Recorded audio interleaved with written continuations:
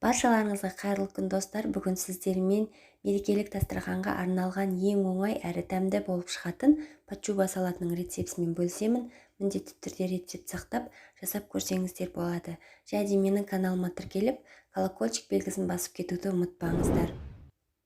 Бізге қажетті заттар: суға піскен сәбіз, картоп, жұмыртқа, қызылша және де қуырылған тауық еті. Тауық етін суға пісіріп қолдансаңыздар да болады. Мен картоп, сәбіз, жұмыртқа, қызылшаны барлығын алдын ала пісіріп, үгіштен өткізіп дайындап алдым. Енді өзіміздің қалаған ыңғайлы тарелкамызға алдымен картопымызды саламыз, оның үстіне майонез жағамыз. Майонезімізді жағып болған соң сәбізімізді саламыз. Сәбіздің үстіне тағы да майонез жағуды ұмытпаңыздар.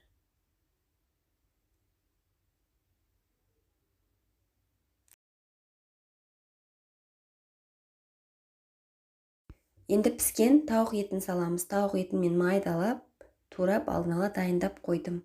Содан соң үстіне тағы да майонез жағамыз.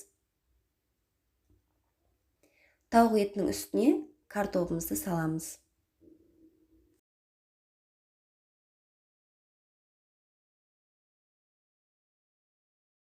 Үгіштен өткізілген жұмыртқамызды саламыз. Жұмыртқамыздың жартысын салып, жартысын салаттың бетін әсемдеуге алып қаламын. Майонез жағамыз тағы да. Содан соң үгіштен өткізілген қызылшамызды салатын боламыз.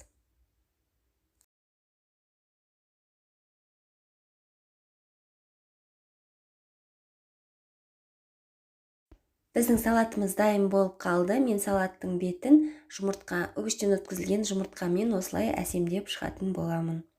Салатымыз өте әдемі әрі ерекше болып көрінеді.